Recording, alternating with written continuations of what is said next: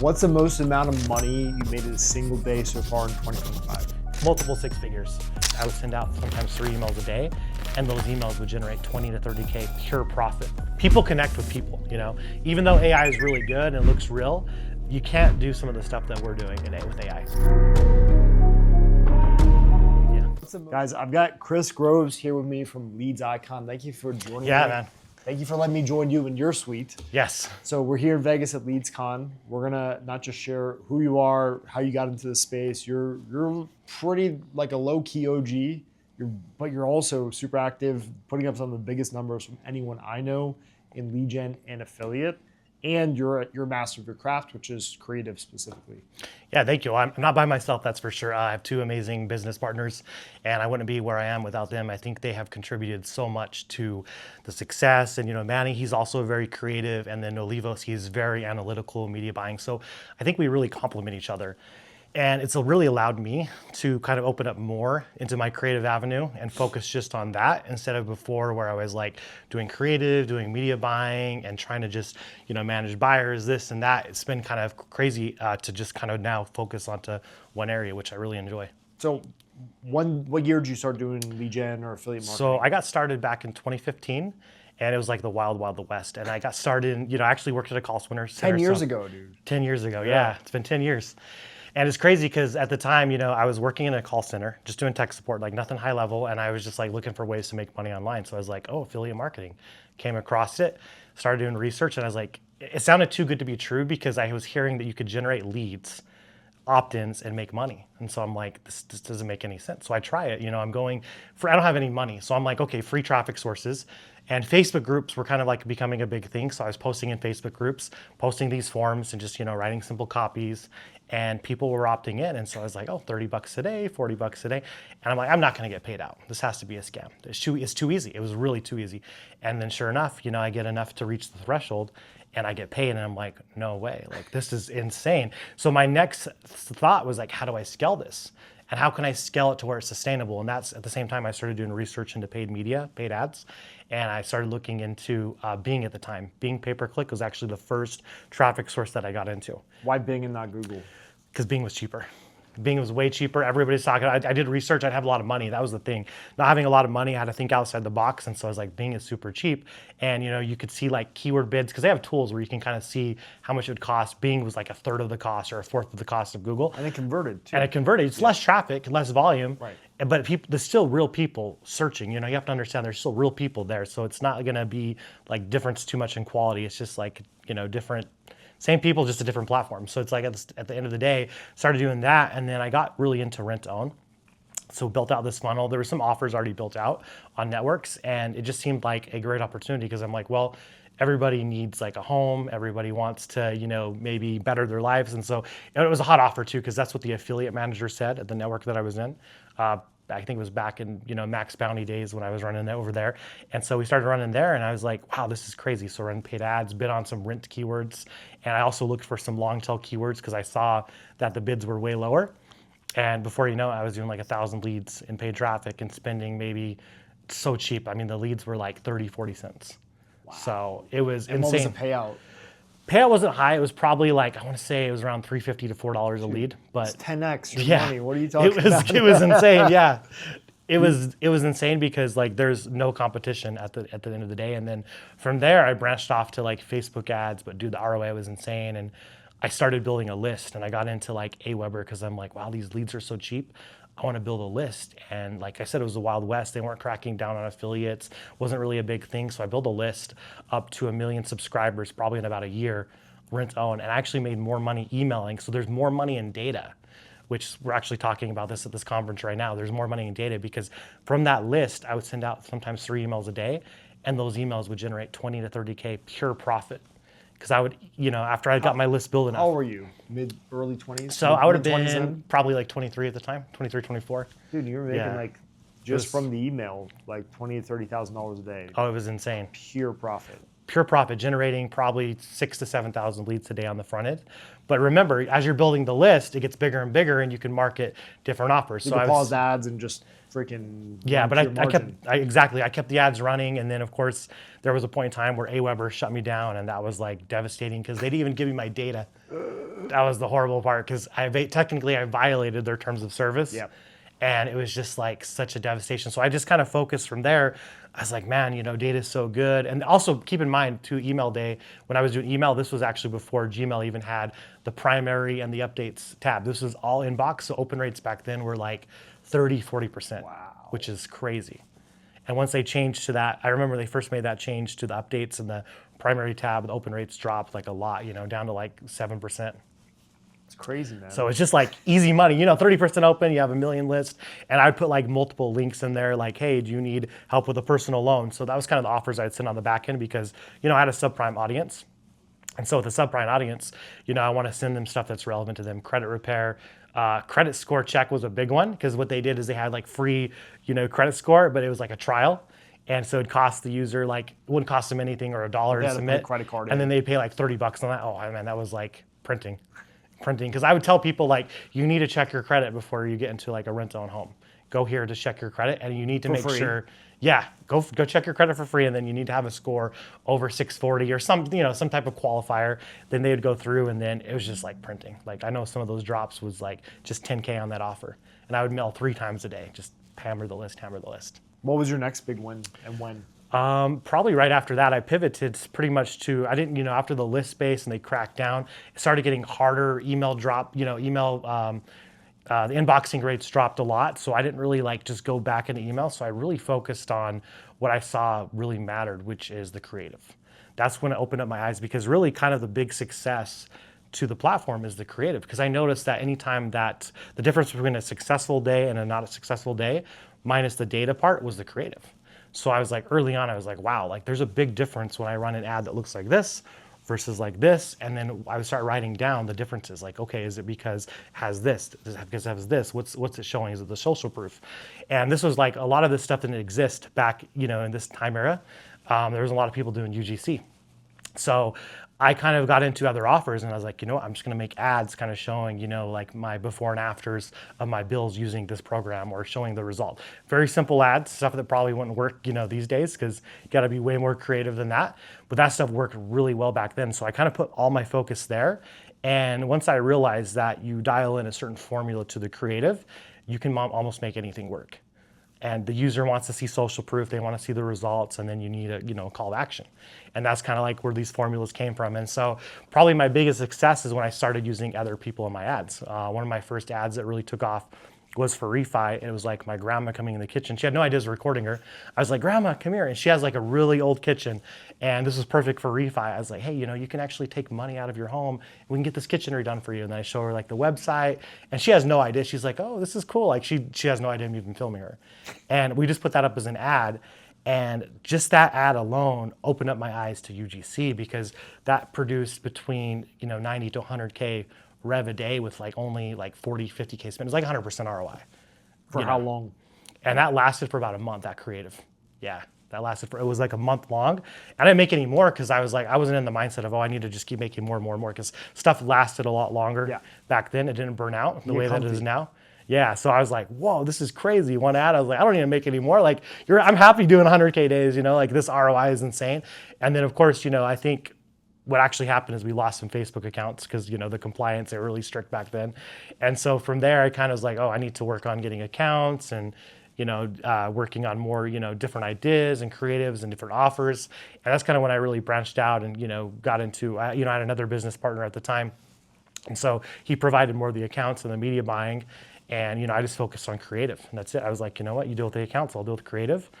I promise, as long as I'm running creative, we'll never have something that's not working. That's always been my mindset is I'll make sure I'll do everything in my power to make sure we have something that's working, and that's it, and just kind of churn and burn. And then from there, kind of leading up to now, I don't know if you want to skip ahead to now, but back in 2019 is actually when I met Manny and Olivos. And we actually met at a conference, and they were just talking about landing pages. And they were like, I remember the dinner. We were at dinner, and he looks over and he's like, hey, you know, like, what's your opinion on using like a blue button over a red button? I'm like, man, you got to split test everything. You know, that was my advice to him. But I'm like, I'm seeing that this color is converting more. And we're just talking and nerding out over like landing pages and a little bit over creative too, because he also understood the creative part. And this guy, maybe a couple weeks later, he makes the most insane creative. And we're not working together at the time. You know, it's probably one we've all seen. It's a car dropping in a junkyard. And I had no idea it was them. I see it in my feed all the time. I'm like, okay, this is a big production company. This is someone with a lot of money. Because I never made creatives that crazy. But I was actually inspired by them. At the same time, they were inspired by me because I had a very simple approach, but a very organic approach in the way that I approach creatives. And so finally, there was a point in time where we actually got together. And we're like, you know what? We need to start working together. We need to blend a little bit of what you have and a little bit of what I have. And that's kind of how we really started working together because we connected so well on the creative level. And then we started kind of building out a blueprint of what works. What are the common denominators between your creative process and his creative process? And it was like, okay, it's the hooks. We got this. We got the body. We got the, you know, the call to actions. And then we went to more, you know, we dived a little bit deeper. Is it the demographic? Is it the way that we're presenting it? Is it a social experiment? He did a lot of social experiments and I did more of like storytelling, you know, UGC, usually just like one actor in my ad. So we started blending that. And from there, we did some creatives together. Like I flew out to Miami, he came out to Arizona. We just had like these little masterminds between each other, had a lot of fun doing it. And then we just started, you know, cracking more verticals. And then from there, things started blowing up. And we said, you know what, we need to start building something that's sustainable because we have both seen from both of our ends, from my end and his end, that you have high points and low points in businesses. And we're like, we need to build something stable. Now that there's three of us, why don't we actually, you know, build an agency? You focus on the creative because he's like, I know you're really good at the creative and the script. You're never gonna like let us down in that area, but we can still brainstorm, which we still do to this day. We brainstorm. He's still involved in the process. Involved, yeah. We brainstorm in all areas of our business, not just creative, but like how do we solve the agency side? We had a problem with like hiring more clients. We solved that with creative. We're like, okay, let's make an ad. Let's target who we need to target. We brainstorm a script, and then boom, within a matter of like 2 days, we had it up and running, and then we were hiring more agents. So that's kind of how we move right now. Is the fact that you know you have a good partnership, you can bounce ideas off of each other in record time. And think of things like even on this trip right now, we're kind of talking about future ideas, future verticals to get into. And even the current vertical that we're working on now, or the current verticals, I should say, we're working on now, it was more of like, what can we do to get the next idea? And we came up with like 3 ideas here, like very solid ideas. And we can pass those ideas to our team and they can execute them. Or I'll execute them if I want to, you know, when I have the free time to do so. What do you believe allows you, obviously you guys are very skilled in your own respective lanes, right?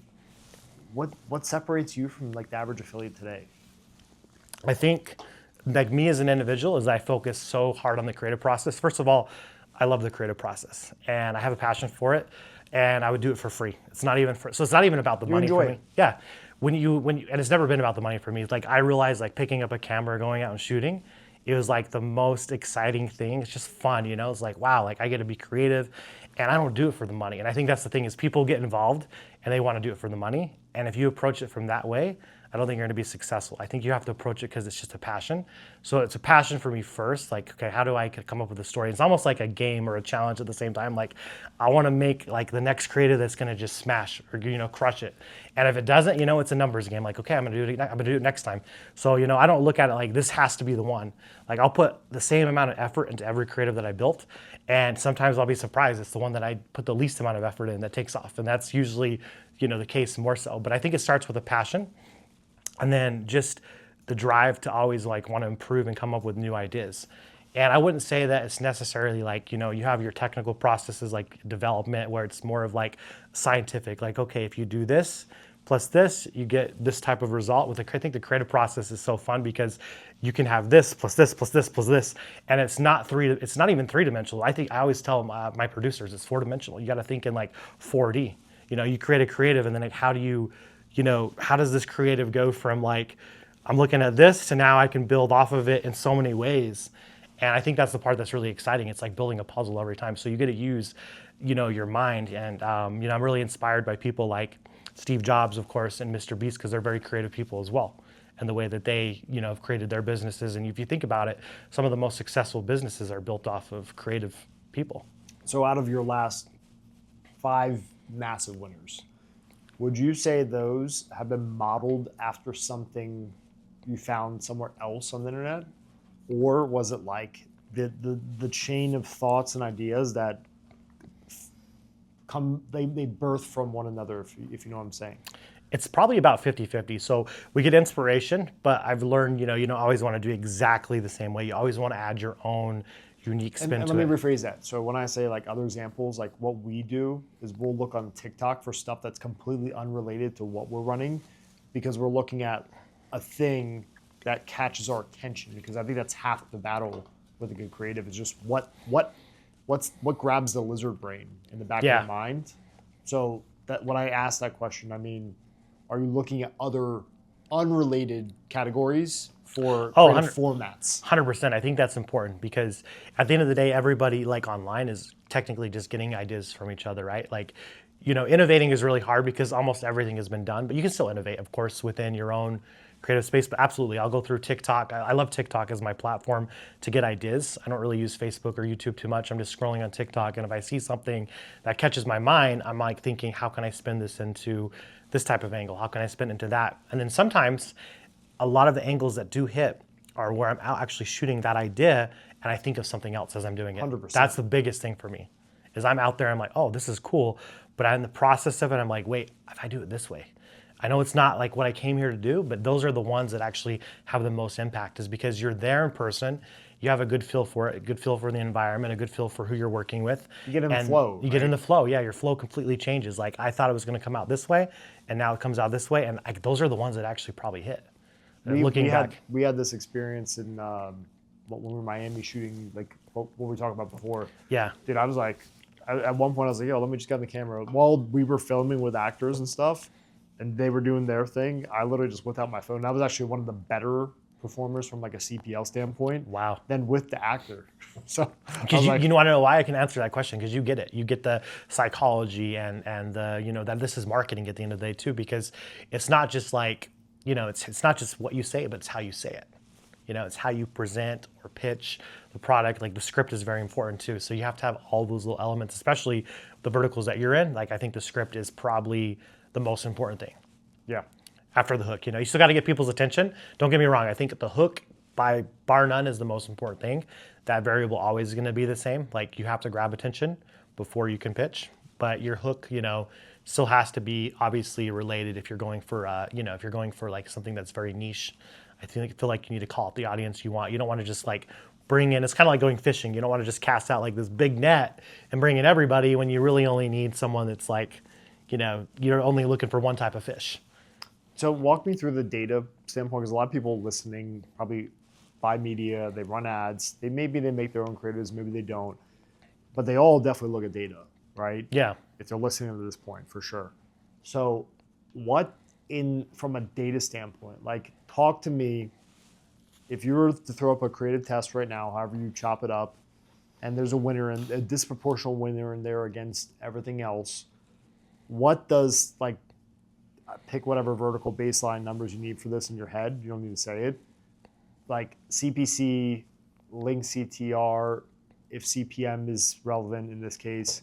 Yeah. And CPA. Like, what's the difference? What would the data look like? So I think a lot of it comes down to, it depends on the vertical, first of all, right? So you have to know like what's working within your vertical, what has been profitable for you before. And so that's kind of your baseline. But really, like, if you want to look at the CPCs, of course, click-through rate is very important. And then also, if it's video content, you want to look at your average playtime. Like, how much are people engaging? Where are they dropping off? That's really good data, because if you understand your average playtime, you can go back and find out where users are dropping off. And we have made edits to our content based on that. Like, okay, is it dropping off because the scene changes, or are we getting too boring here, or is it the actor? It's something that might be happening at that time, and so we'll analyze that. I think that's the most important if you're looking at video content. It's probably average playtime. You'll see where people are dropping off, and then But of course, give me baseline numbers. So let's say you threw that test up with whatever vertical you're thinking of right now that the rough ranges on CPC and stuff. what would be like a good? What would the winner look like like data wise against the non-winners or like the middle of the pack average ones? Average, so yeah, so going to percentage wise, average play time, really anything like what makes the winner is when you kind of get above 50, 60%. At least watch time minimum. Yeah, at minimum, right? And usually that's where, depending on your ad too, that's usually where you start pitching. So it kind of makes sense, and that's fine. If your average play time is getting to where you're pitching or selling, that's okay because you've done your job. Because your job as a producer or creative is to get someone to go to at least your pitch point, right? So you get their attention, and then if they drop off during like the pitch, that's normal. That's going to happen. You can't really avoid that. At the end of the day, it's an ad. If we were purely just making content for entertainment, like, you can get view rates. There's some content creators that have like 85% view rates, like Mr. Beast, insane, on shorts. It's not hard to have a high view rate on shorts because you're just entertaining people. But when you get to the ad part, people are going to drop off. They're like, oh, I'm about to be sold, scroll. So you're not focused as much on like the CPC and CTR. You're looking actually at the view through first. They actually play hand in hand. If you have a high view rate, you probably have a low CPC and CTR. So they all play off of each other. So in fact, if you have probably a good metric where you have a good CPC and it's a video, especially if there's a video ad, right? Images are going to be different, but with video, if your CPC is low, most likely your view rate is probably high. You'll see a correlation because it is directly correlated. So in your data, in your ads manager, you're looking at 15-second, and then 25%, 50%. Yeah, measuring drop off. 75%. And what are you looking for? It obviously depends on the vertical, but like the vertical that we're talking about right now, what would you expect? For watch time? Yeah. I would want to see kind of what I was just telling you before, at least 50 to 60% minimum of the video played. So like we have a video that did really well. I think the actual length of the video is like 1 minute and 30 seconds long, and people were viewing a little over 1 minute, which is like right where the pitch was. So we were happy with that, and that one scaled out pretty nice. That's like your key, aside from like CPL, CPA, you're focused on hand-in-hand view through. Right, because I can get that data back to our editing team, and that's how we improve. We improve off of that data more than anything else because... But you're assuming view through equals cheaper conversion. Generally speaking, not always, of course, there's always exceptions, but generally speaking, that's a good rule to follow when you're making video content is you're trying to get the viewer to, consume your content. But you got to figure out where they're dropping off, right? Is it, like I said, if it's at the pitch, that's pretty normal. But if it's before, you can fix that. You can go through and be like, hey, editing team, production team, we need to fix that. Like drop off is happening here. Let's not do that in future videos. So take me over to the actual creative side. Walk me through the process, man. Like, what do you do? Let's say you're about to go do a shoot, whether it's just you or you've got a set of actors. Where do you start, and how do we land at a winner? So it starts with the idea first. So I basically, on my phone, I just write down a bunch of ideas, like literally through my phone, like nonstop throughout the day. Notepad, probably have... Are you walking around? 3,000 notes. Yeah. And I'm just walking around, and I'll come up with ideas. It could be something I see, or something that happens in real life. There's actually been a couple of stories that happen in real life that I see, and it's like, oh, I can make an idea off of that, and I write it down. And so I write down on average probably about 10 ideas per day, and then out of those 10, only 2 will actually be the ones that I execute on. Because what happens is a lot of these ideas, what I say is they come to a dead end. So I have this great idea. It's really easy to come up with a good hook. Like if I wanted to make content just to go viral without putting the ad part into it, you could do that like clockwork, And so we've done like TikTok channels where we've kind of thrown up videos and they've gotten like millions of views without, promoting anything. It's pretty easy. Brain rot stuff. But yeah, brain rot stuff and, meme stuff, crazy stuff, but, making up crazy stories that never happened, but people like to watch till the end. So it's just the ad part. So now I have all these ideas, and then I actually think them through from the hook to the body to, does this actually transition into the vertical that I'm in? Is this going to transition into debt? If I have a person, for example, let's just say I have a person dancing, getting attention at the beginning of the video, how does this transition into debt? Is it actually calling out the right audience I need to transition into debt? Answer is probably no. You know what I mean? That's just an example, right? Or a lot of people do that. You see, like, they'll just do like dancing with like no relevance. I think that used to work. There was a time they were doing like food hooks too, like big guy eat like a cheeseburger and then it would cut through. That worked for a while, but I think either the platforms cracked down on it, or the algorithm changed, or people just became numb to it. It just phased out. Like, just phased out because there's always trends, right? Everyone's doing shit like that now. Like you see people like they'll throw the ball at the screen and then like it just or like now there's like the transition ones with like AI where it's like someone going down a water slide and then it's like they pop off the slide and it's like the person pitching, right? Yeah, we haven't had any success with stuff like that. Our stuff has been like, has to flow through from whatever the hook is to the end. Yours is story-based. Story-based, exactly.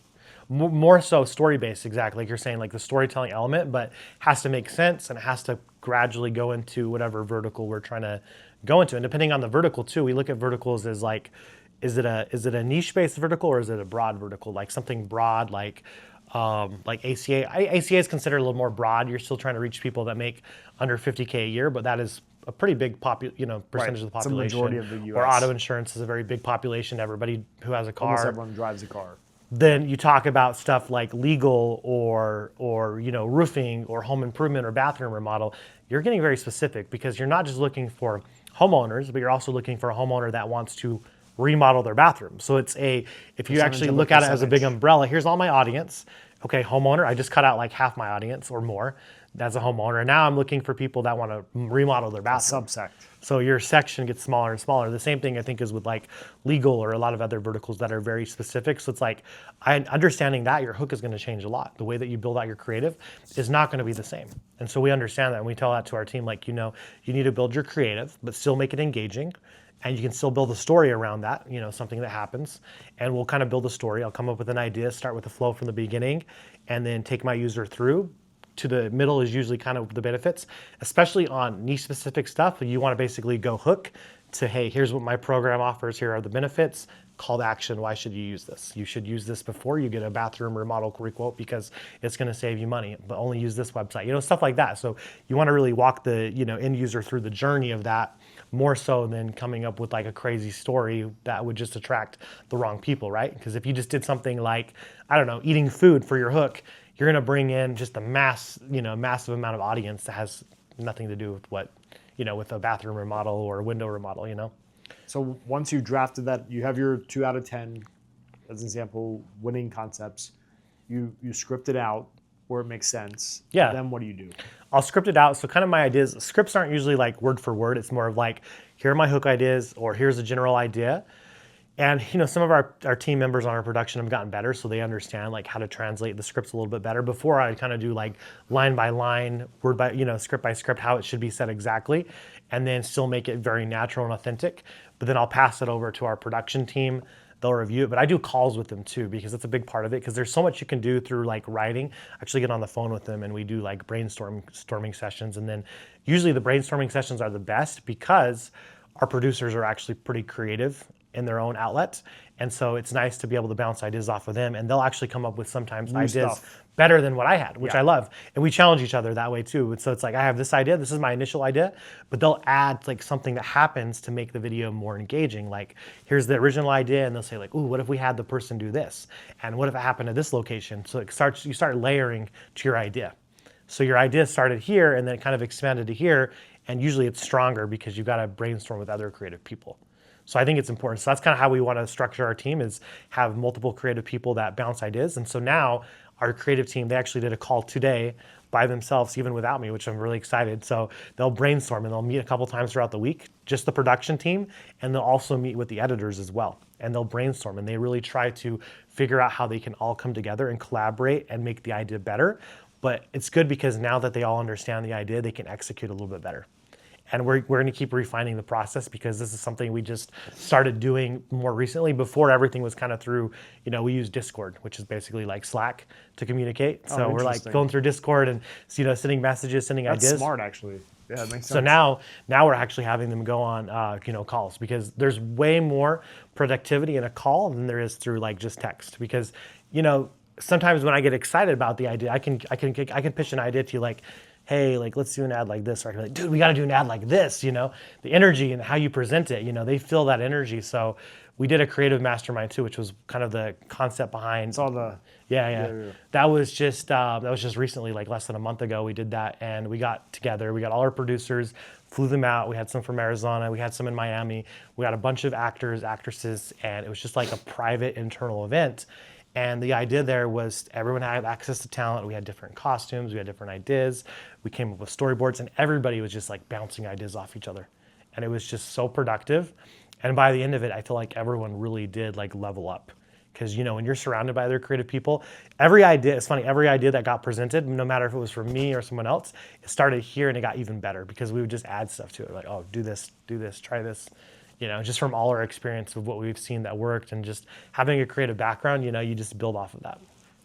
A lot of people also listening probably are a one-man show, or they have like a VA, a guy to launch ads, maybe a basic editor to chop things up with iterations.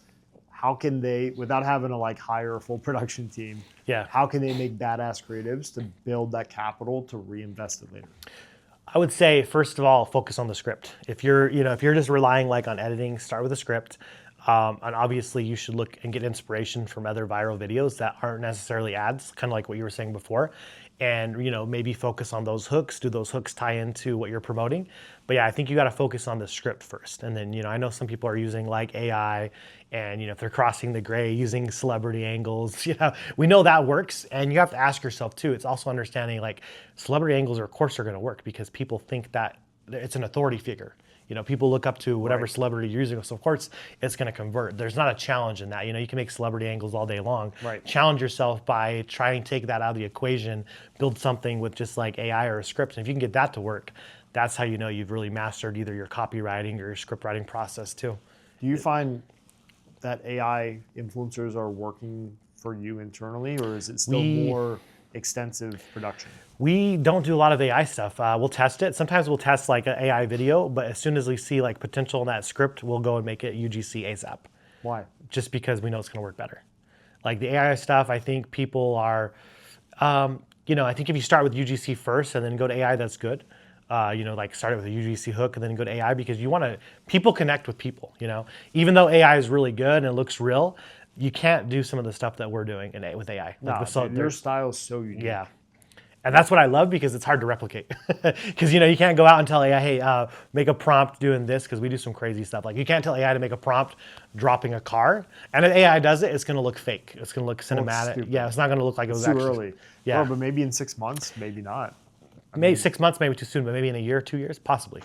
Probably. And that would be insane, because that's going to change the game for a lot of people. You're seeing it with e-com, so you could prompt the product that doesn't exist, and then you could prompt that to be held and like moved in a hand as like an influencer does, like a UGC front-facing style. And that's crazy. We've seen it where it's like pretty darn good. Like believable good. What would you say? Scale 1 to 10? 80%.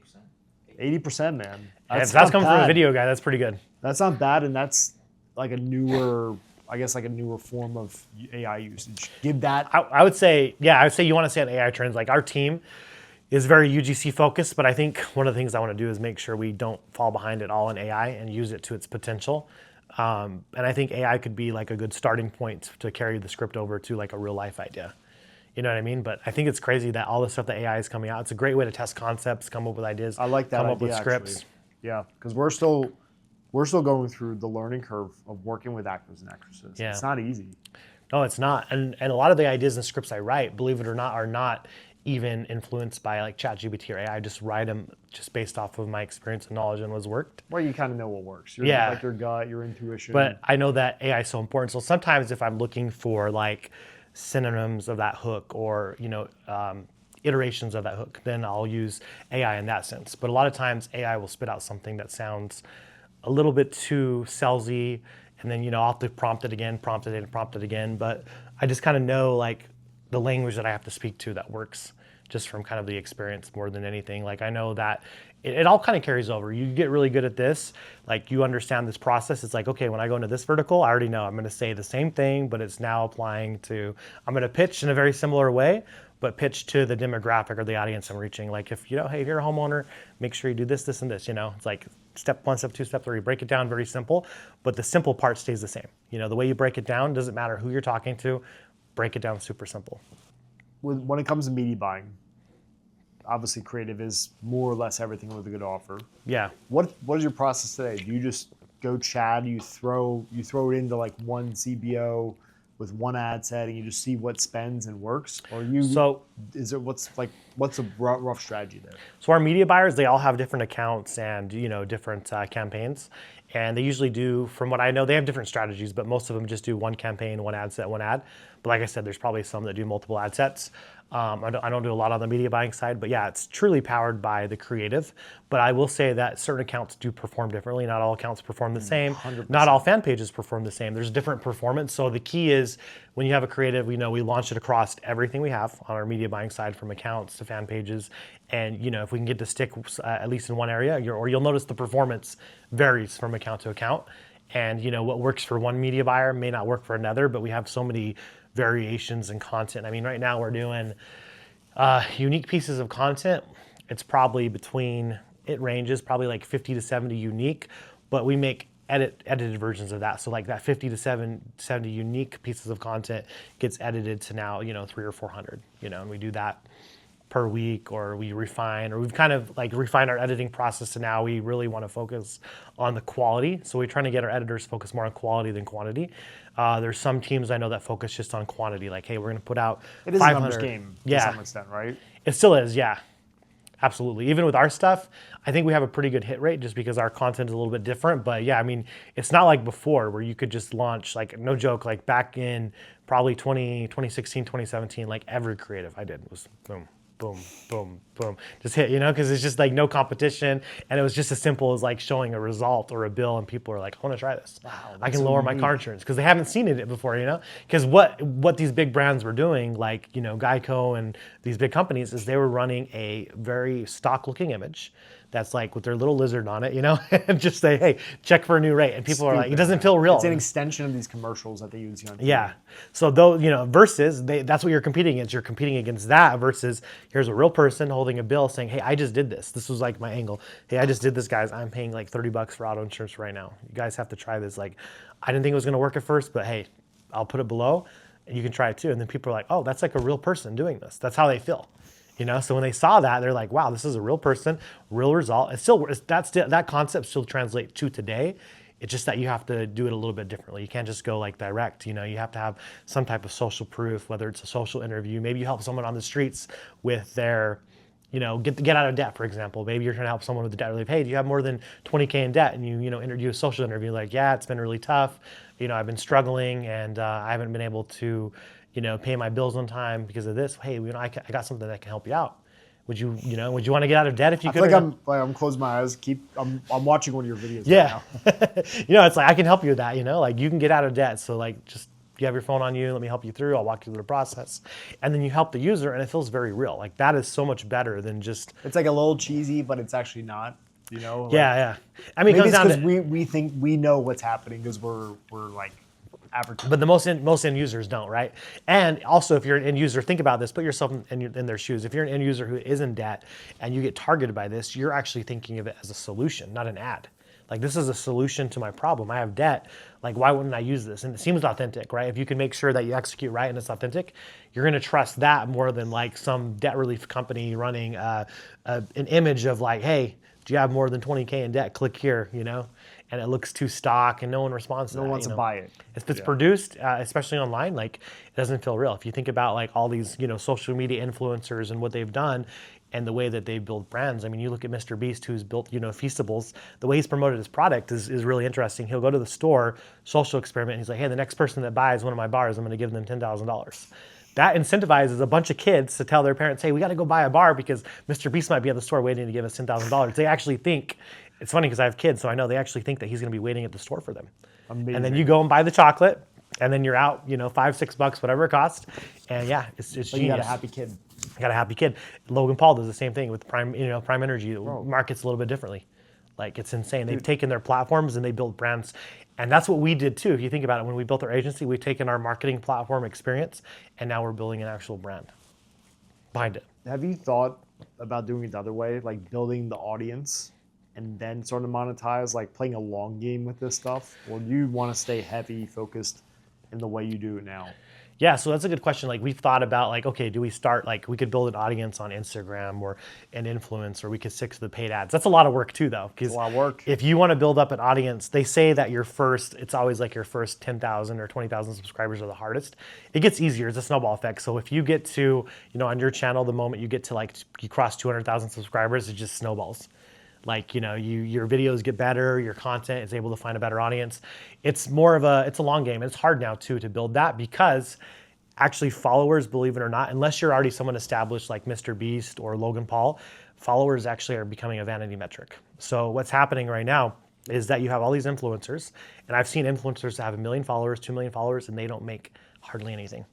They make hardly anything because what really matters is the content. So if you have 2 million followers, but you put out a bad piece of content, a bad video that's not engaging, that doesn't matter. That's not going to get views. The algorithm no longer pushes that out. As marketers, like I always look at the ratio of followers to engagement. Always. Yeah. Because I can see through it. I bought followers in the past in my old Instagram. Like I know followers are literally a vanity metric. I would not look at that. And so that's another thing that I'll never go that route. I'll focus on video quality. Get attention, convert. That's it. If you master that, get attention, convert, you'll never have to worry about money. You'll literally just have to like, okay, I get attention, I can convert. That's the value. That's value. That's the value, right? Attention, convert. I don't have to worry about followers because I know at the end of the day, I could have 2 million followers. And yeah, I mean, if I'm making good content still, it's going to get pushed out because think about, let's play devil's advocate. Let's say you're TikTok or Facebook. What do you care about? You care about the time that the user spends on your platform. So there's so many people uploading content, you no longer care about, okay, it's an influencer with 2 million followers. You now care about the content itself. Is this content going to keep my viewer, my end user, on the platform longer? 100%. So it's all about the content as an individual. Followers mean nothing anymore. So it's like when people tell me they have like, 2 million followers, usually a good follow-up question is, well, how are you monetizing that? Are you monetizing those followers? A lot of people aren't, because you could get 1 million followers dancing, like exactly. A hot girl can dance, and they can build 1 million followers and they're making zip. Well, unless I guess they got a link tree with the OnlyFans. Yeah, I was about to say that. That's what they do. But like, for most people, if you're just posting, like crazy videos that, they're going to blow up, but you're not monetizing, it's crazy. What else would you recommend to someone that's trying to build this kind of system? I would say, so what you're looking for kind of like in a creative person is, first of all, someone who knows the basics of content. They've done social media. They would have obviously camera experience, which, you don't have to be like super cinematic or anything for any of this stuff. It's completely opposite. And then someone who's probably just good on camera. But, they've done some, they have a portfolio where they've, shot some stuff. They've done some UGC stuff. That's even better. Because if they have that experience, you can be like, okay, this is like a good candidate. And then from there, I think the marketing side has to come into play, which would be your expertise. And it's like, how do I teach them to deliver a script? Because at the end of the day, what we're doing is we're making a sell. They're not just getting on there to shoot content. So their delivery, their hook, the way they execute. And I think a lot of training comes into play because there's a lot of people, even in the space, that don't really know how to like make good content. I think there's a big gap there, right? So you need to find someone who already kind of understands it and then knows how to sell. Most affiliates do not know how to do this. I think it's like, hard. This is not our strength. Like we've gone deep with like the AI stuff. We're doing more of like your style, production, and it's hard. And you've started the UGC. So I want to ask you, since you started UGC, have you noticed a difference? I've noticed it's more expensive, but also specifically with like mass torts, which is expensive by nature because it's hyper niche. And we've just, the last 2 months, like I told you before we started filming, we've just now started tying back like the cost per customer to the creative level. So it may be, I don't know why it's more expensive. Maybe it just sucks. Maybe that's a reality. But it's also very possible it's more expensive for whatever reason, but it's actually producing a cheaper customer. So I'd have to retest everything we produce to give you an answer on that. Yeah. But when it comes to like the broader offers, we haven't done a ton for like auto and stuff like this. That's been very AI heavy or like edited. How are you seeing, like, what is your results with AI? Like, what do you see with your videos that you guys test? Are you seeing stuff that hits, or has it just been hard overall? No, it definitely hits, man. The math works, for sure. AI is, I mean, it's what we've been using. We're going deeper and deeper with it. And like, when I say deeper, it's not just, it's like this, like the techniques of how we're producing, but also the massive amount of iterations in addition to that. So we're finding winners partly like by getting better, but also just more volume. Yeah, and would you say for you, it's probably comes down to, you think it's the script or the avatar of the AI that you're using that makes the biggest impact? What would you say we test? How much script testing, like percentage-wise, do we do versus like avatar split testing? more avatars and scripts. So you think it's more the avatar that is? Well, that's just what we've been doing. Yeah, and it's working. that makes sense. So, but we could be wrong, right? Like the script. It's a lot of split testing, yeah. And this I was industry. writing him. I was at James Van Elswick's event before this event, and I got this idea because we've tried to align like the accent to the demographic or audience. I think that helped too. But I think even just like split testing the freaking voice could make a difference. It does. No, we've seen that too in our stuff. Like sometimes we do voiceovers and narrations with AI to carry the story, to carry the call to action, whatever it is, and it's like it makes a difference. Is it a female voice? Is it a male voice? Is it authority? Is it an older person? So it's like going back to the demographic is like, am I targeting someone in their 40s or 50s or 60s? Maybe I'll use an older voice, because they're not going to respond to like a younger person's voice. Or maybe an older face with like a younger voice, just to confuse their brain a little bit. Do you think that type of stuff will work?